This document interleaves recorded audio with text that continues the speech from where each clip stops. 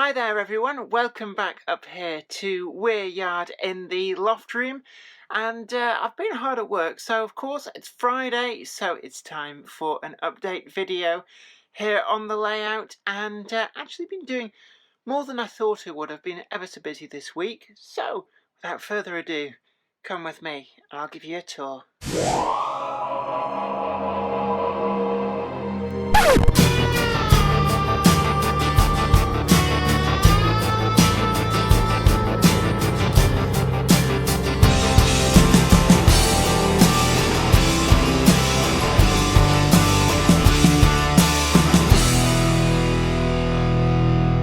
Single biggest area that I've been working on is the fuel oil delivery siding for the TMD, and I'd always envisaged doing something like this here, and to that end I bought myself a ratio fuel depot kit.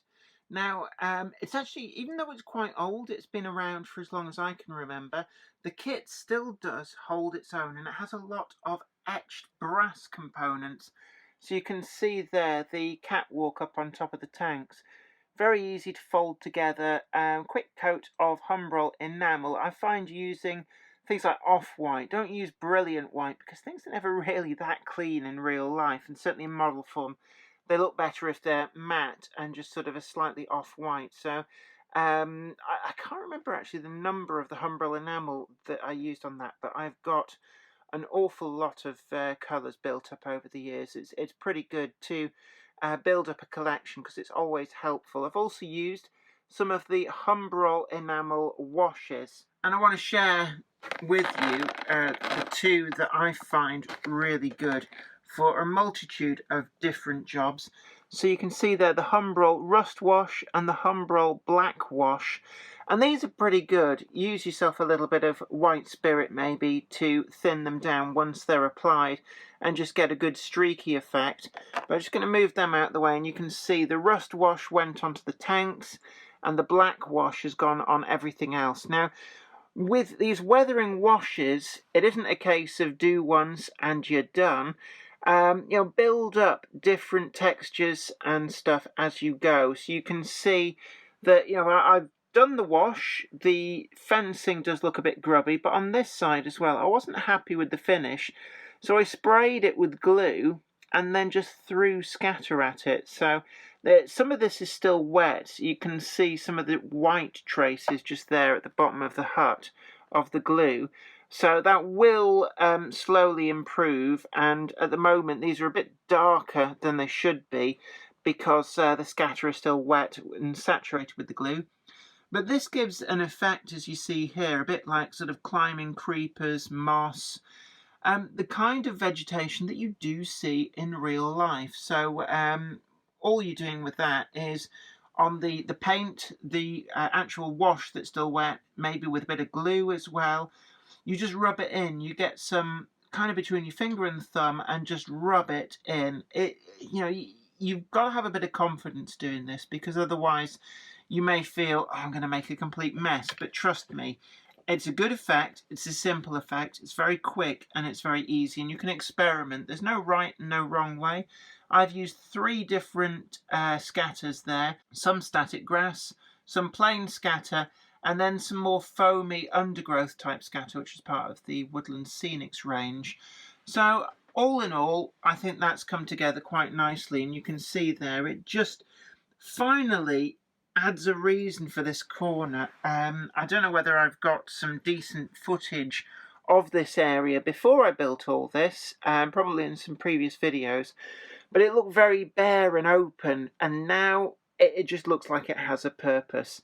So what else can we see? Using the pipe fittings from the kit dotted around to represent unloading points from the TTA tankers. I've got a couple over here. I've moved them out of the way because I didn't want them to be in the way whilst I was showing you this. But it's the perfect place to park a couple of these tankers, and I still need to get some more of this fencing to just extend it to there. And I thought as well I might have a gate fixed in the open position as well. So you've just got this kind of nice segregated area. And the hut itself, you can add lighting into these if you really want to. I haven't bothered.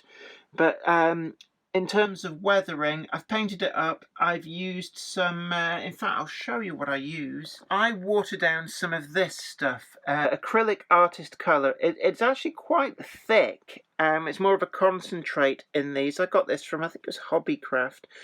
And they do all sorts of different colours. And what I do is you kind of water it down in a little pot. You don't need a huge amount. Get it to the consistency of sort of like creamy milk. And then you paint it on and rub it off. And what you find is that the paint accumulates in the brick courses and gives you that kind of brick effect. I've then got some Derwent Artist watercolour pencils and I start highlighting bricks. And then over the top of all that, well, it's that trusty Humbrol black wash.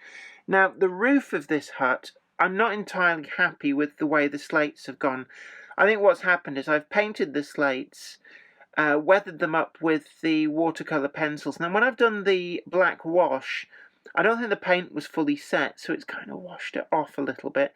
So, again, if this happens to you, don't worry. I'm going to repaint that and sort it out. It really isn't an issue. I'm not worried about that. So that will change over time.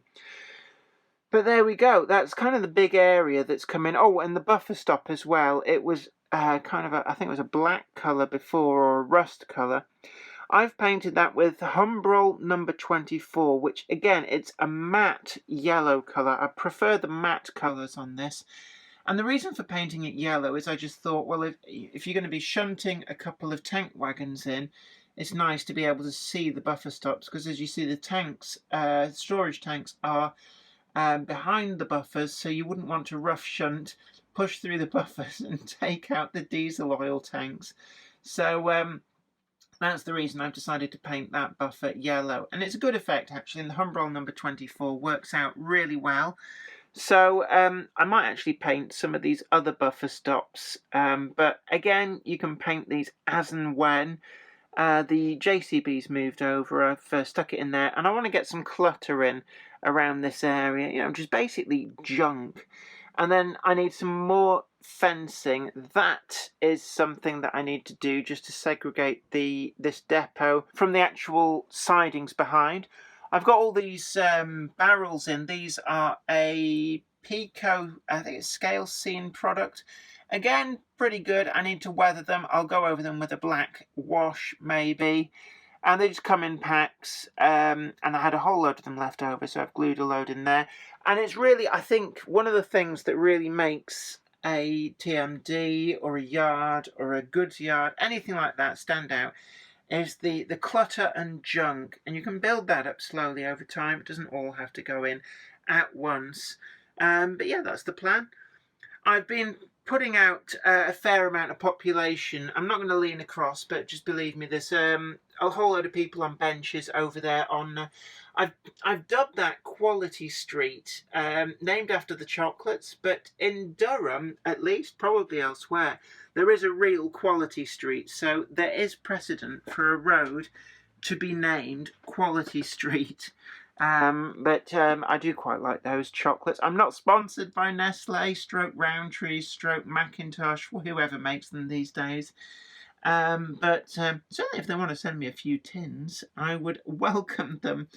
But what else have we been doing? You can see here, I had a whole load of figures. These, again, at the Pico scale scene figures. And these particular sets, it's schoolboys and the schoolgirls, I have to say, they've got immense character to these figures, in my opinion. They're some of my favourite that Pico scale scenes do because of these poses. So there's two sets of the schoolgirls and one set of the schoolboys, and you can see there at the end of the teachers. But you can pose them ever so well. I've used these to great effect on Grove Street Yard and a previous layout. And I just think little cameos like this really do add visual interest to any layout, be it exhibition or home layout. So they've all gone in there, and I've also dreamt up a name for this. This is going to be Engine Lane. which is kind of a very wide cobbled road. It just kind of fills up to the edge here. I actually use it as a shelf. It's very, very handy to put my smartphone. And I need to get a coaster, but it's also really good to put beer bottles and cups of tea, honest. So yeah, I came into criticism for Bolton Trinity Road not having enough people. Well, believe it or not, I mean, this is a big layout, so they are very spread out, but I counted nearly 100 people of various sorts are actually dotted about this this layout. I've put a whole load more over here. I was talking about those seated figures. They're from the Hornby range. Can't quite remember the R number, but they're packs of seated figures, and they come with benches. I think they're intended for putting on station platforms, which they would work very, very well, but I thought I'd just have that as a little smoker's corner and have them just as employees from this mill complex. And they're actually really nice. A lot of these pre-purchased figures, yes, you do pay a little bit more for them, but they are really nice. And as you saw from the school kids, they are really well finished. So whoever is painting them is doing an amazing job. So that's a product, Pico. Do keep it up because I really do like them. What else have I been up to? Well, you saw the pond come together. So there's a whole video from last week on that. That's how it's looking at the moment. I want to get some ducks for it. Somebody suggested in the comments last week about getting some ducks or herons. That was a great comment, actually. I'm going to have my own little quacky ducky on there. A couple, maybe. Maybe a couple of hens, or hen ducks, and a mallard or a drake. Actually, mallards are a different type of duck, aren't they? I'm not sure. I'm not up in the world of poultry, but certainly some ducks making this pond their own would go down very, very well. And that's pretty much where we are up to here on Weir Yard. Oh, I did add, actually, I don't think I drew attention to this in the video, but there's another little pond area up here, just sort of a wet marshy patch. And this was done in the same technique as I used for the main pond, except there's no bulrushes.